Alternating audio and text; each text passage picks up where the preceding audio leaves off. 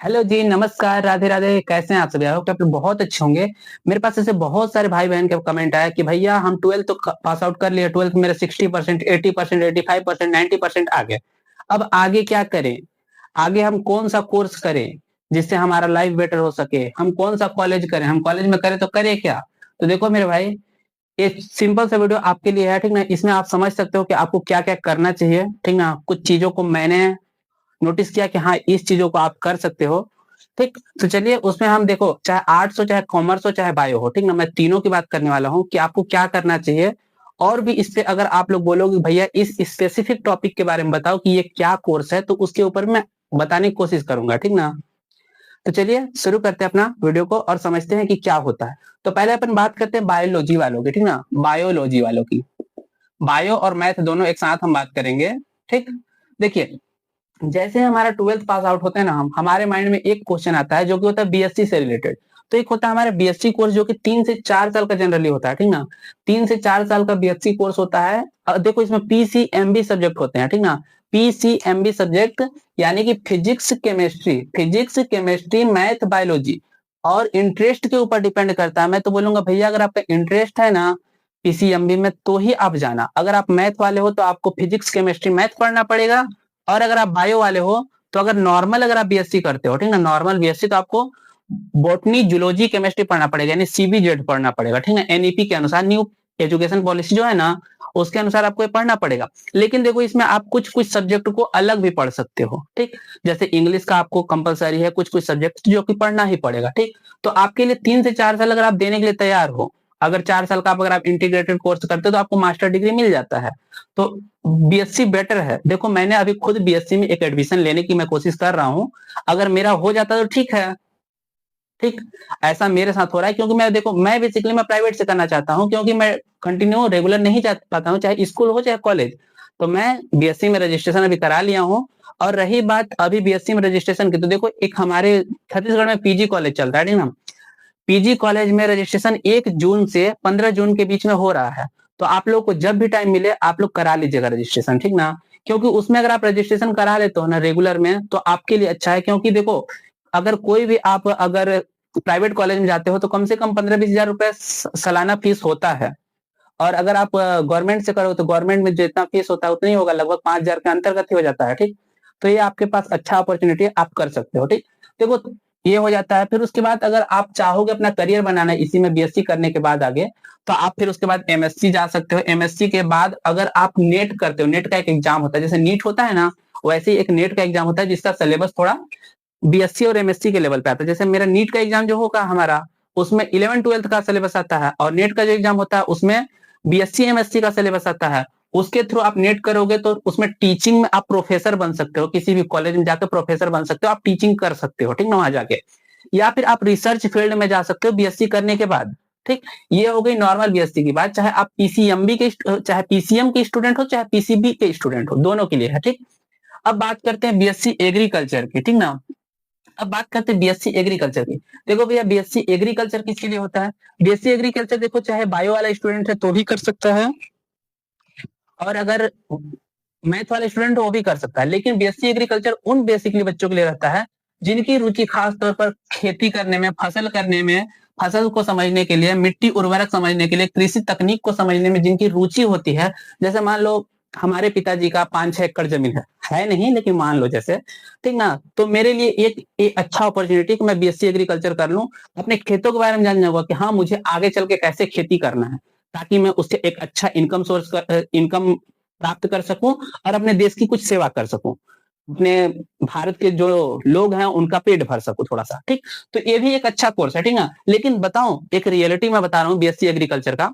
देखो ऊपर ऊपर से अगर कोई पास होने के लिए पढ़ता है तो अलग बात है, नहीं तो अगर जितना ही आसान लगता है ना खेती फसल, जब इसके वर्ड पढ़ोगे ना तो हार्ड है, थोड़ा मुझे लगता है। हालांकि इससे मेरा कोई वास्ता नहीं है बीएससी एग्रीकल्चर से, क्योंकि मेरी फैमिली में ना वैसा बहुत ज्यादा खेत नहीं है, या फिर बहुत ज्यादा हम लोग किसान फैमिली से बिलोंग भी नहीं करते हैं, ठीक। तो इसलिए मेरा इससे बहुत ज्यादा वास्ता नहीं, लेकिन हाँ जो नॉलेज आपको बताना चाहिए उसको मैंने आपको बता दिया। देखो ये हो गया बीएससी एग्रीकल्चर। अब आते हैं बीएससी नर्सिंग, देखो जो कि बहुत बूम पे चल रहा है, बीएससी नर्सिंग में बहुत ज्यादा चल रहा है। और ये बहुत ज्यादा इसका फीस भी महंगा होता है बीएससी नर्सिंग का, ठीक। देखिए बीएससी नर्सिंग का फीस महंगा रहता है, लेकिन बीएससी नर्सिंग आप करने के बाद ना किसी भी कॉलेज किसी भी आप हॉस्पिटल में मरीजों की देखभाल करने का आप काम कर सकते हो। जैसे क्लिनिक डिपार्टमेंट जो एक होता है ना, वो काम होता है अपना बीएससी वाले नर्सिंग स्टाफ का, जिसमें जैसे किसी को बॉटल चढ़ाना है, किसी को वो चीज क्या बोलते हैं, किसी को बॉटल चढ़ाना, बॉटल निकालना, इंजेक्शन लगाना है, ये सब काम होता है बीएससी नर्सिंग का। और बीएससी नर्सिंग का एक रेशियो की मैं बात करूंगा तो 80-20, ठीक ना, 80-20 इसका रेशियो होता है। 80 फीमेल रहती हैं और 20 मेल रहते हैं, ये रूल है। मैं देखा हूं, अगर बीएससी नर्सिंग का कोई भी आप कोर्स देखो ना, उसमें 80% ही महिलाएं रहती हैं, 80% महिलाएं रहती हैं, जबकि 20% ही मात्र पुरुष रहते हैं। ये रियलिटी है बीएससी नर्सिंग का, ठीक ना।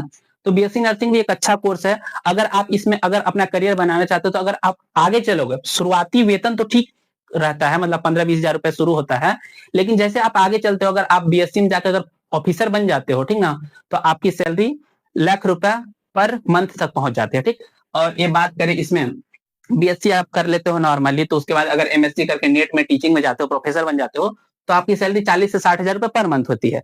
और अगर इसमें आप बीएससी एग्रीकल्चर करने के बाद अगर आप एग्रीकल्चर ऑफिसर बन जाते हो, तो आपकी सैलरी 30 से 60 हजार रुपए पर मंथ होती है, ठीक ना। वो समय के अनुसार बढ़ती जाती है। देखो, एक ये क्या बोलते हैं, अपना एजुकेशन वाला लाइफ एक ऐसा है ना, जिस इंसान की अनुभव जितना ज्यादा बढ़ती है, उसकी सैलरी उतना ज्यादा बढ़ जाती है, ठीक। ये रियल लाइफ एग्जांपल है, मैंने खुद देखा है, ठीक।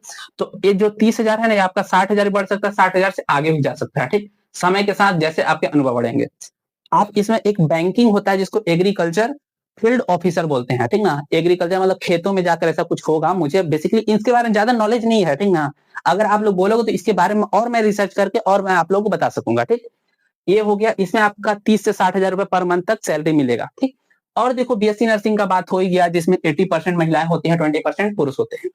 अब देखिए, इसके बाद अब आर्ट्स की थोड़ी मैं बात कर लेता हूँ। आर्ट्स में आपके पास दो सेक्शन आते हैं, सॉरी, आर्ट्स एक और एक कॉमर्स, दो आपके विषय और बच जाते हैं। आर्ट्स अगर आप करते हो तो देखो, बीए एक अच्छा ऑप्शन है, और अगर आप कॉमर्स लेते हो तो बीएससी बीकॉम आपके पास एक अच्छा ऑप्शन है, ठीक ना। लेकिन अगर इसी में अगर आप कंपटीशन की बात करूं, मैं साथ में इसके कंपटीशन की मैं बात कर दे रहा हूं। अगर आपने आर्ट्स लिया है तो आप एसएससी, रेलवे जैसे एग्जाम की आप तैयारी कर सकते हो, जिसके ऊपर अगर आप बोलोगे ना, इसको बोलते हैं बेसिकली गवर्नमेंट एग्जाम। अगर इसके ऊपर आप बोलोगे तो इसके ऊपर मैं एक सेपरेट वीडियो ला दूंगा, जिससे आपको पता चल जाएगा कि हाँ, मैं 12th के बाद ही मैं कैसे सरकारी एग्जाम की तैयारी कर सकता हूँ, 10th के बाद ही मैं कैसे सरकारी एग्जाम की तैयारी कर सकता हूँ, उसके लिए भी अपॉर्चुनिटी होती है, ठीक। तो उसके लिए अगर आप लोग बोलोगे, आप लोग को ऐसे लगेगा कि हाँ भैया, इस पे लाना चाहिए, तो मैं ला दूंगा, ठीक। तो देखिए, ये होता है आपका आर्ट्स में बीए आप लोग नॉर्मली कर सकते हो कॉलेज, जो कि 3 से 4 साल का होता है। ये भी अभी 3 से 4 साल का है, ठीक ना। और इसमें अगर आपको कुछ अच्छा जैसे सिविल सर्विस लाइन में जाना है, तो देखो, सिविल सर्विस में लाइन में जाने के लिए आपके पास दो एग्जाम होता है, एक यूपीएससी होता है और एक स्टेट पीसीएस होता है। जनरली ये वीडियो सीजी बोर्ड वाले देख रहे होंगे, या यूपी बोर्ड वाले देख रहे होंगे, या फिर बिहार बोर्ड, तीन ही बोर्ड ज्यादातर देखते हैं, ठीक ना। तो आपके पास हर राज्य का एक पीएससी एग्जाम होता है, जिसको आप दे सकते हो। ये चाहे आप चाहो तो केंद्रीय में देना चाहो तो आप यूपीएससी दे सकते हो। ये होता है इसका बेसिकली, यूपीएससी इसका होता है एक मतलब बोलते हैं जैसे कंपटीशन एग्जाम, जिसमें एक इसका पेपर बहुत अनप्रिडिक्टेबल होता है। मैं बता रहा हूँ, यूपीएससी के बारे में बहुत से भाई बहनों को पता ही नहीं था यूपीएससी होता क्या है। लेकिन हाँ, बस एक मन में छवि आ जाती है मुझे यूपीएससी करना है, बट यूपीएससी के बारे में उनको ज्यादातर पता नहीं होता। तो अगर बोलोगे तो इसके ऊपर मैं वीडियो ला दूंगा, ठीक। अब बात करते हैं कॉमर्स वालों की। कॉमर्स में क्या कर सकते हैं भैया, एक नॉर्मल सा उपाय है अपने पास, बीबीए कर लो या बीकॉम कर लो। तो मैं तो बोलूंगा भैया बीकॉम कर लो, और अगर आपको भी कंपटीशन की कुछ तैयारी करना है, ये भी 3 से 4 साल का हो गया है। अभी न्यू एजुकेशन पॉलिसी के अनुसार 3 से 4 साल के हर आपके कोर्स हो चुके हैं, बैचलर कोर्स, ठीक। बीकॉम करने के बाद फिर एमकॉम कर सकते हो अगर, और उसमें मास्टर डिग्री आपको चाहिए तो। ये भी इसमें आप कर सकते हो सीए, चार्टेड अकाउंटेंट, जो कि बहुत बूम पे चला। जैसे अपना एक कंपलसरी हो गया ना, बायो लेने के बाद नीट करते हैं लोग, वैसे ही कॉमर्स लेने के बाद सीए करते हैं लोग। एक कंपलसरी होते जा रहा है, दिन प्रतिदिन मैं देखते जा रहा हूँ, ठीक ना। ये हो गई आपके आर्ट्स और कॉमर्स की कुछ कुछ थोड़ी थोड़ी बातें। अब बात करते हैं अपन कुछ और, जैसे कि बी फार्मा। बी फार्मा एक ऐसा कोर्स है जो कि 4 वर्ष का होता है, 4 वर्ष का बी फार्मा होता है। और डी फार्मा की अगर मैं बात करूं तो डी फार्मा 2 वर्ष का आपका कोर्स होता है, ठीक ना। अब दोनों में डिफरेंस थोड़ा समझा दे रहा हूँ, डिफरेंस दोनों के बीच में क्या है। देखो, अगर आप बी फार्मा करते हो तो आप मेडिकल तो खोल ही सकते हो, मेडिकल आप चला सकते हो। और अगर आप इसमें आप दवा भी बना सकते हो, जैसे देखो, कोई दवा बनाने वाली कोई कंपनी है, ठीक ना, आप उसमें जाके काम कर सकते हो। उसमें रिसर्च का भी आप काम कर सकते हो कि किस दवा को बनाने के लिए किसका कंपोजिशन कितना होना चाहिए। ये आपको मिलता है किसमें सुविधा, ये सुविधा आपको रिसर्च, दवा बनाना, मेडिकल खोलना, ये सब सुविधा आपको मिलता है बी फार्मा में, ठीक ना। अगर आप बी फार्मा करते हो 4 साल देते हो तो ये आपको सुविधा मिलती है, ठीक। इसमें देखो ऐसा कोई फिक्स तो होता नहीं है कि इसमें आपको जॉब की गारंटी, ऐसा कुछ नहीं है, लेकिन आप 4 साल तो पहले कर तो लो भाई, ये होता है। और एक होता है अपना डी फार्मा। अब डी फार्मा को समझना मैं बता रहा हूँ। डी फार्मा मात्र आपको एक ऑप्शन मिलता है कि आप डी फार्मा कीजिए, डिप्लोमा डिग्री जिसको बोलते हैं, और शांति से आप अपना मेडिकल खोल लीजिए और मेडिकल चलाइए, ठीक। तो ये भी एक अच्छा ऑप्शन है, लेकिन उन बच्चों के लिए ये अच्छा ऑप्शन है जो कि मतलब गांव वाले क्षेत्रों में रहते हैं, जिनके यहाँ मेडिकल चल जाए। क्योंकि मैं बताऊं आजकल ना मुझे नहीं समझ आता कि डिप्लोमा करना चाहिए कि नहीं करना चाहिए, डिप्लोमा करना चाहिए कि नहीं करना चाहिए। मैं तो अभी देखो भाई मैं बता रहा हूँ सिर्फ कितने कोर्सेस हैं आपके पास। अगर आप लोग बोलो भैया मुझे क्या करना चाहिए, तो उसके लिए आपकी रिक्वायरमेंट के अनुसार मैं बता सकता हूँ, क्योंकि हर हर किसी की रिक्वायरमेंट अलग अलग होती है। इसमें सिर्फ आप मेडिकल खोल सकते हो। और फिर एक होता है बीसीए कोर्स, ठीक ना। बीसीए में मतलब क्या होता है, कंप्यूटर साइंस का एक कोर्स है जो कि देखो 3 साल का होता है, ठीक ना। बीसीए है जो कि 3 साल का होता है, कंप्यूटर कोर्स है। और इसमें आप क्या समझते हो, प्रोग्रामिंग समझते हो। प्रोग्रामिंग क्या होता है, वेब डेवलपमेंट कैसे होता है, वेबसाइट को कैसे बनाया जाता है। तो इसमें आपको जॉब भी अच्छा खासा मिल जाता है। लेकिन हालांकि अभी बोलते हैं कि एआई का जमाना आ गया है, तो क्या मिलेगा क्या नहीं वो देखा जाएगा, वो बात की बात है। आप इतने कोर्सेस कर सकते हो। और अगर आपको ऐसा कोई और कोर्सेस लगता है कि हाँ भैया छूट गया है, उसको भी बता दीजिए, तो उसको भी बता दूंगा। और मेन मैं 2 और टॉपिक पे बात करना चाहूंगा, जो कि एक मैथ वालों के लिए जेडबलई और बायो वालों के लिए है एनडबलईटी नीट, ठीक। देखो जेडबलई की बात करें, ठीक ना, जेडबलई मैथ वाले दे सकते हो, ठीक, जो 12th में मैथ से पास आउट किए हो। और नीट की बात करें, नीट की बात करें तो नीट आप कौन दे सकते हो, जो बायो से पास किए हो, ठीक ना, बायोलॉजी, ठीक।